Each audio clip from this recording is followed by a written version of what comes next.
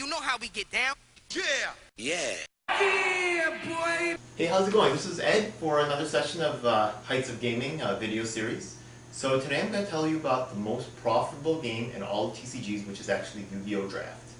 Now, Magic the Gathering Draft, which actually I personally enjoy more than Yu-Gi-Oh! Draft, but that's the thing is that it can make you more money in the final analysis, because if you're winning the World Championship, then you could get like $40,000 cash, checks, cars, trucks, paid flights to, all over the world. It's really awesome. But the thing is that usually to get to that point, it requires like a higher level of,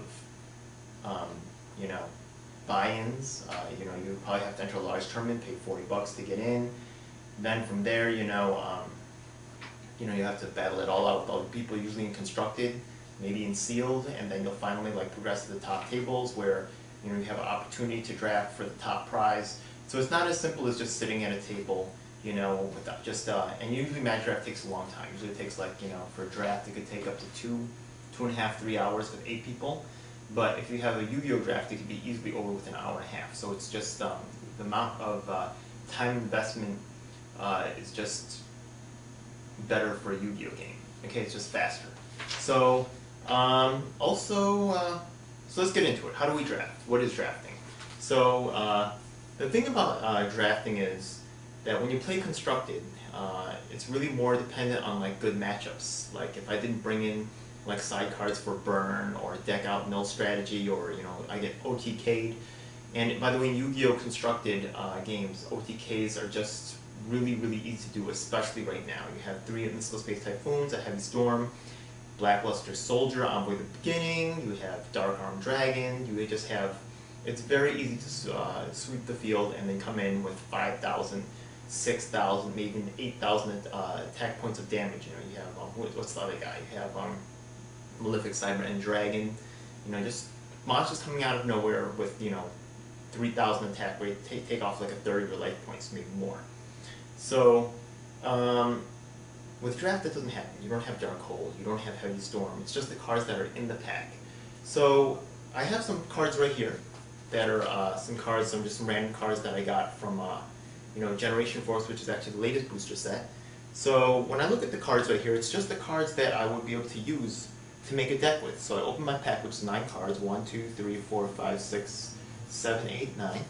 And I decide which cards are best to make a deck with. I would probably, in this pack right here, take Drill Barnacle would be a good pick, and Pernicious Puppeteer would be, these are okay. This guy only has 300 attack. Usually that's not good. Usually I would take a high attack 4-star monster, or high defense, or maybe a 1-sack monster that has a good ability. But just, this Goblinberg has a good ability. Maybe I would take him.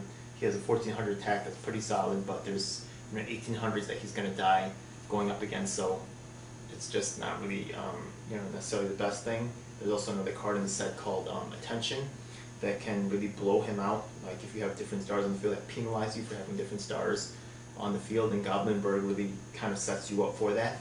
So that's another thing about draft. You really have to understand what cards are in the set, and then know that's the that's kind of the words of the vocabulary and the languages to draft, and then that's how you're going to converse with other people. So you have to know what threats are there and how you're going to respond to those threats. So what happens is that you take 9 cards, then you would take a card. I would probably start off with this, maybe I would take a Goblinberg, there's 2 of them, maybe, I would take this Drill Barnacle, and I would take one and put it on the side, and that would go into the pool of cards that would make up my deck. Then I would take the rest of the 8 cards and I would pass it to the person on the left. Someone would pass me 8 cards from my right. I would look at the 8 cards and I would make another selection. If I got this pack and I say, oh look, it's exactly the same pack, I would take the Pernicious Puppeteer next, and then I would pass the cards off. And then eventually, you do this with 3 packs.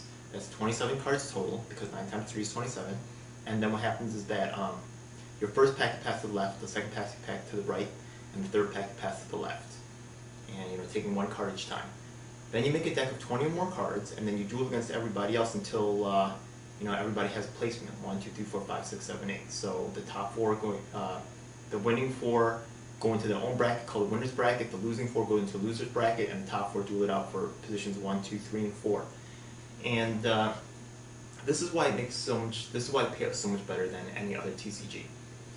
In Magic the Gathering, a lot of the cards have usage beyond Yu-Gi-Oh! Yu-Gi-Oh! Usually in each set you're only going to have like 2 or 3 cards really usable and constructed. This happens in Magic the Gathering too, but it's not so severe with the price differentials. So in Yu-Gi-Oh! Cards can easily go $50, $100, sometimes even $150. These just happen on a regular basis, and sometimes $250. It happens probably much. I would say almost every year this card goes about $250. So what happens is that you throw all the rares and hollows at the middle of the table, you separate them from the commons, and then whoever the first place gets to choose the first rare hollow on the table. Second place gets second pick, third place gets third pick, etc., etc. In a Yu-Gi-Oh! Box, you're going to have 1 secret, 2 ultras, 1 ultimate, and about 4 supers. That means a total of 8 hollows in each box, and you're going to have about, every pack should have a rare. So everybody at the table should get 3 rares. Everybody at the table should get 1 hollow, right? And let's suppose that, I didn't have a good day, blah, blah, blah, I finished 5th. If you're finished 5th out of 8, you're still going to get either a secret, an ultra, an ultimate, or there's always a money super. So money super could be like Reborn Tengu, it could be like Dark Strike Fighter, it could be like 6 Samurai Kaizen. These are all super rares that easily exceeded $20 in value, maybe even hit $40 in value. So if I'm finishing 5th place and I put $10 in for a draft and then I'm walking away with a $40 card for finishing 4th or 5th, that's ridiculous. That's really, really good. So just the fact that everybody gets something, even if you lose, and also the game's much more fair. When you play against other people in Constructed, you could just have, someone just OTKs you with the crazy hand setup, you just have a bad hand. You can't mulligan like you can in Magic, so it's just you have less control over that, and then you just lose the game, and then you're eliminated from the finals, and then, if you're playing a larger event, like 100 people event, it's going to be 7 rounds, that's going to be 7 hours, plus setup time, that's going to be 8 hours, then the finals, that's 10 hours, that's your whole entire day, and then if you don't finish in the top, 4 or 5, you're probably not going to make your money back. You might get a playmat, playmat's probably worth maybe 30, 40 bucks. I could work a job for 8 hours and get 40 bucks out of that, Not that, it's not, not that you're not having fun, things like that, but you're also having fun drafting. And when you're drafting, you're playing different cards that you might never play, like Drill Barnacle.